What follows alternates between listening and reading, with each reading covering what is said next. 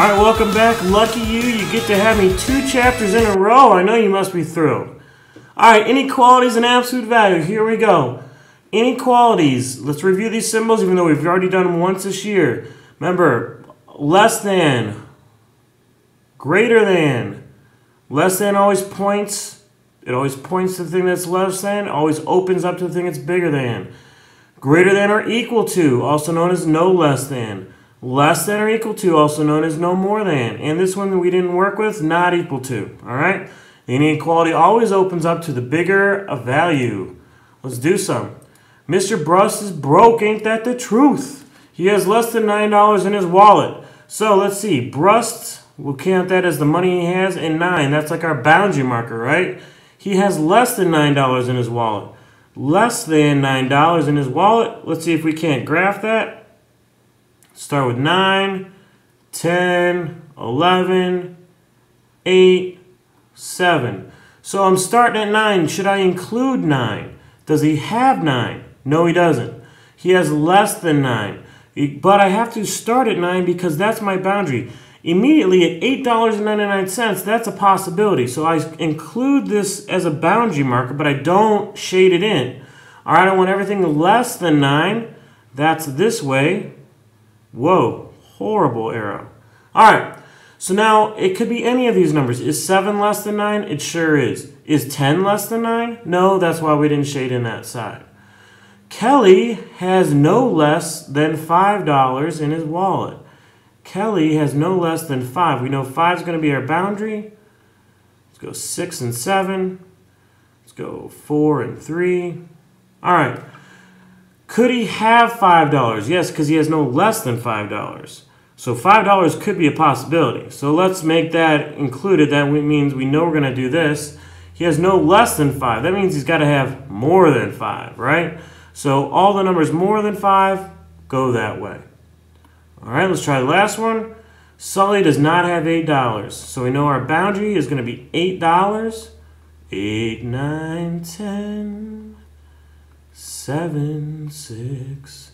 All right, we know he doesn't have 8, so we're not including it. Could he have 7? Yes. That means he could have everything on this side. Could he have 9? Yes. In fact, he could have anything except for $8, so Sully does not equal $8. All right? All right, so let's talk about graphing inequalities. When should we have an open dot? Well, when should we have an open dot? When it's greater than? When it's less than, in other words, when it doesn't have that the equal to part, or not equal to. Any of those times we're going to have an open dot. When should you have a closed dot? The exact opposite. All right, and if we were graphing in equals, we could do that too. That would be closed dots. All right, so let's graph one. X is greater than -7. So I'm going to start at my boundary is -7. Remember, with negatives, they increase to the right. Just like all numbers, but it looks like that number is smaller, right? Remember, that's not true with negatives. It's the opposite. So my boundary is at 7. It's open circle because it is not equal to. I want all the numbers greater than that. All the numbers greater are to the right. Do the next one. I have 14, 15, 13. All right, my boundary is 14, and I'm going to include it. It's a closed dot because it could be equal to it. I want all the numbers less than. All the numbers less than go that way. All right, let's come up here. -8, -7, and -9. I'm going to not include it because it's an open dot, and it could be on either side. In this case, everything's the correct answer except -8. All right, now let's try some that are on the opposite side here. See, the variable is going to be on the opposite side. So it says -7 is less than x. So I'm still starting with -7, -6, -8. All right, and I know it's going to be open circle. Now, I'm going to read this starting with my variable, x. X is, it opens up, so it's x is greater than -7. So x is greater than -7 is going this way. Notice, these two are the exact same graphs. That means they're exactly the same. It's just flipped. It's like saying 8 is A, or A is 8. It's the same thing, only this time when we flip it, I have to reverse the symbol. See, it's always opening to x. It's always opening to x. So down here, look at these two. They're the same. It's pointing at g. It's pointing at g. So these two graphs should be the same. Let's take a look. 14, 15, 13. Close dot at 14. And let's read it. I want all the numbers that are less than or equal to 14. All the numbers less than or equal to 14 go that way. All right, so there are two ways you can see these done now, and you need to be able to recognize both. All right, let's flip it now. So if we flip this, okay, I'm going to start with my boundary. So I need to write the inequality. So I know x and 2. I'm going to start with that. Now it's an open circle, so I'm not going to have a greater or an equal to. And I want everything to the left. All these numbers are less than 2, so x is less than 2. Down here, now you don't have to always use x, I just tend to. Let's say h. And negative 2 is my boundary. It's closed, so I know it's going to be an equal to 1. I want all the numbers greater than or equal to negative 2. All right? All right, absolute value. Absolute value is the distance a number is from 0. For example, I want to know the absolute value of 5. All right, the absolute value of 5. So I go to 5. Here I am at 5, and I count how many. What's the distance to 0? 1, 2, 3, 4, 5. Now I want it left, so a lot of you would think, oh, that's negative. Left is not negative. When I'm counting distance, distance can never be negative. All right, if you're driving on the road, you see those kilometers or mile signs, like from you drive the airport, you see the Frankfurt airport, 60 kilometers, right? You never see negative 60 once you drive past it. You're still 3 miles from the airport or whatever you've driven past. Distance is never negative. Since distance is never negative, absolute value is always going to be positive. That's why this is awesome. This is absolutely the easiest thing you could ever do in math. Start at negative 3. What's the distance from negative 3 to 0? 1, 2, 3. Again, positive. So if I put a positive in, I get a positive. If I put a negative in, I get a positive. It's like a washing machine. If I put in dirty clothes, a negative number, they're going to come out clean, positive.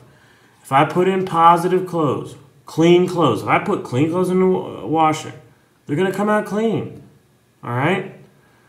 This is awesome because it's easy. Let's see how easy this is. Let's do these. Easiest thing you're ever going to do in Algebra 1. What is the absolute value of negative 0.5? Well, it always comes out positive, 0.5. What's the absolute value of 1/2? It always comes out positive, 1/2.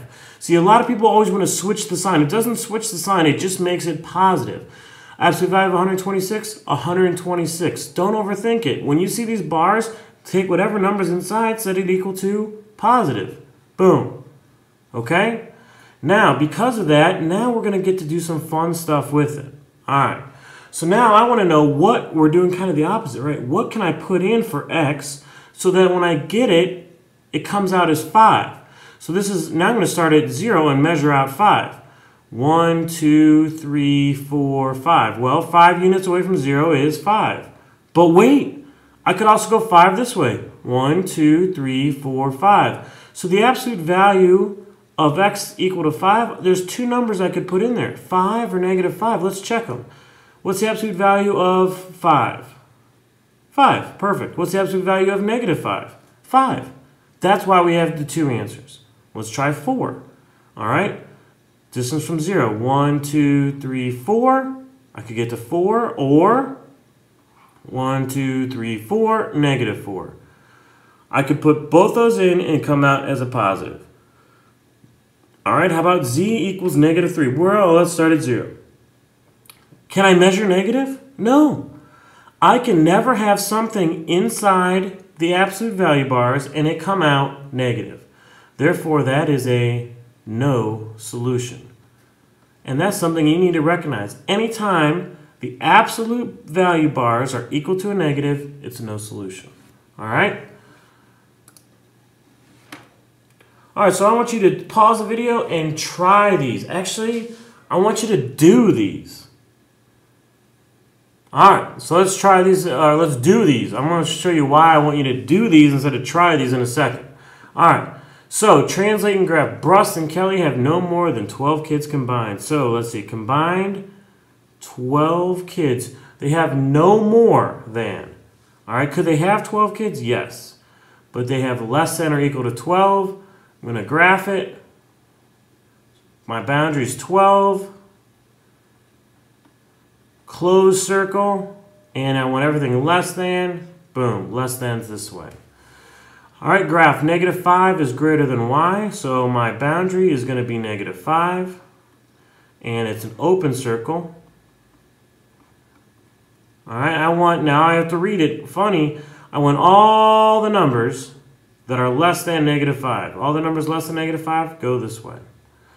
And last but not least, solve. What's the absolute value of x to equal 8? What are two numbers I could put in for x? That would come out 8.